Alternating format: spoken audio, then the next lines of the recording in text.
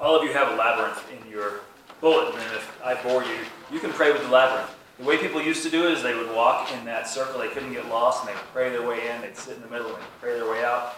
You can use your finger to trace that.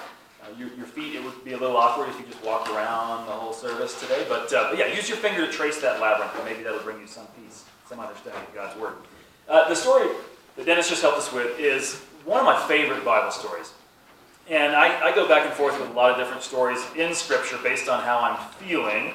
But take a little nap, eat a little cake, hear a little voice. That seems to resonate with me these days when I'm ripping the head off of a stressed pig and doing all kinds of other things that are just not always balanced as maybe you'd hope so. So here's where I like it. Let me give you the backstory. You heard chapter 19. Let me tell you about chapter 18 and around. Here's the backstory. It's Dennis, what he read. Elijah had been fighting this terrible leader. Does anyone know what her name was? Jezebel. You know that name? Yeah. Do you know what she did? Most of you don't know what she did. You just know that name, Jezebel, holds some kind of gravity and evil. What she did, two things are mentioned in the Bible.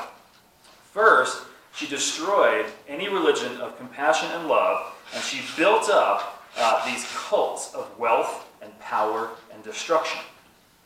She started that with these silly claims about religious liberty, but eventually she tore down the altars, all the altars that didn't fit with her demented worldview, and she built up her own cult and own power. So people thought, I don't like that. She's pretty evil. Then the second thing she did was a real estate deal. She stole from a poor person who had some land, and she just put that into her husband's bank account. In fact, tradition holds that she was a regular at what all the worst of the Israel leaders did, is they routinely sided with the rich and the powerful, and they piled disdain on the poor and the different. And God spoke out against that all the time, over and over and over and over in Scripture, and we're called to speak out against that today. But back then, with Jezebel, the other thing she did is people made fun of her funny hair. She had ridiculous hair, and so people made fun of her then. But mostly, they focused on the fact that she was a personification of all evil in the whole world. And eventually, a holy messenger of God came to her because she was supporting the rich and disdaining the poor, because she was knocking down love and compassion and building up power and destruction. A holy messenger of God, sweethearted man, came and threw her out of a window. Given this backstory, do you see why Elijah might have wanted to do something about Jezebel? You see maybe the motivation. He wanted to save his people, save his faith, save his country. So everything he did in his life got pointed toward lifting up God's dream of heaven on earth, which meant everything he did in his life got pointed toward fighting against the gates of hell on earth, which meant a lot of what he did was about taking down Jezebel and all that she stood for, and all of her supporters. Do you get why someone would want to do that? Why that might consume someone with so much passion it stresses them out? He was a holy prophet of God with a purpose and a calling. And so Elijah went all in his whole life. He committed to that calling more than any of us could ever dream of. He risked his relationships. He risked his sanity. He risked his life. And for a while, right before chapter 19, he was doing okay. He was having success. But when you have success, that brings more expectations. So he had this huge fight, which he won. But when you have a fight and you win, you get more fights to fight.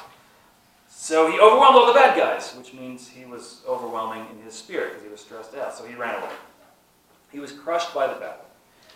He was winning, but it took so much of his energy. Do you find it hard to talk to God when you don't have any energy left? It's hard to talk to God when you're running away from whatever struggle you have to face. Which brings us to chapter 19, verse 3, right where Dennis has started. And he had one of those little phrases that everyone in the Bible just skips right over and no one pays attention to. You might not have even heard him say it. Right there, as Elijah fled from Jezebel and her army, he probably fleeing from his own unrealistic expectations and fleeing from his own self-abused sense of responsibility, he fled for his life and, quote, he left his servant. Well, maybe it's just one of those meaningless details. The Bible has lots of meaningless details, or at least maybe they mean something. But in this case, maybe Scripture is telling us that in his moment of extreme pressure, maybe in your moment of deep stress, far from the broken wisdom of fear, he left his only friend. In stress, he left his friend. Feeling crushed, he left the one person most capable of helping him. Anxiety leads to grasping for control. And grasping for control leads to distrust of others. And distrust of others leads to loneliness. And loneliness leads to bitterness. And bitterness gets stuck right here. It's hard to talk to God when you're stuck in a cycle of anger and self-destruction. You agree with that? It's hard to talk to God when you're stuck in a cycle of anger and self-destruction. Now then he goes to this broom tree. We don't know what a broom tree is. It's the best translation we have. But he goes to this tree. He sits in the shade.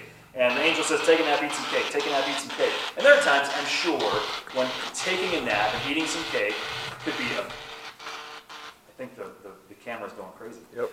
There are times when eating some cake and taking a nap can be gluttonous. There are times when it can be peaceful. But in this case, when he wakes up, the other throwaway phrase that we never hear is when the angel says, you better do this, or else the journey ahead will be too much for you. Now, can you imagine his thought in this case? Wait, I'm so tired, you're telling me there's more?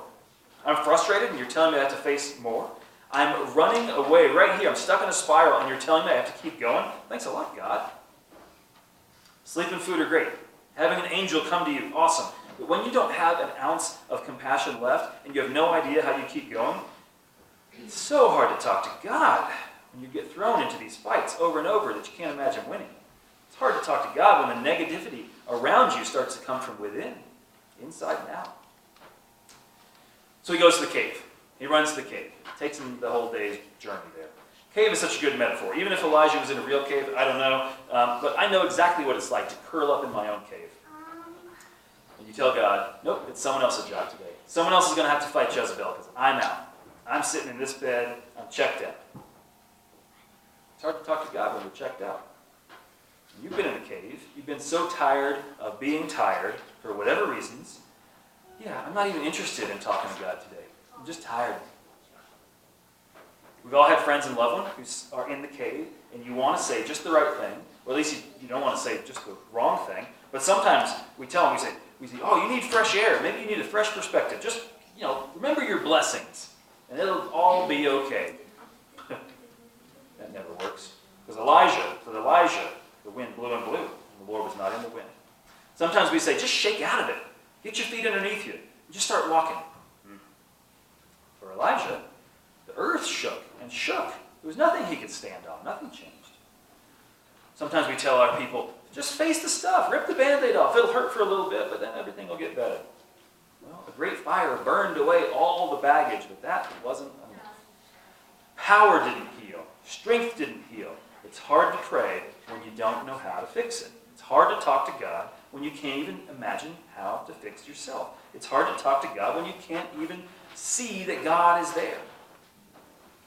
And so after the wind, after the earthquake, after the fire, there was the sound of sheer silence. There was a sound of a gentle whisper. There was a chance to breathe. There was a sense of peace. Elijah was still a little confused, maybe scared, maybe upset, but he was open. He was unsure, but he could listen. He still needed comfort, but there he was, led back to his journey, led back to his calling. He still had plenty to deal with. Jezebel hadn't disappeared just because he had rested, but he heard the God on his side. He heard from the one who would be with him. He couldn't possibly know what would happen next, but he heard the breath that gave him breath. He heard the Spirit that gave him spirit. It's hard to hear God when we keep trying to talk at God. It's so much easier to hear God when you stop and listen. Let's sing our next hymn.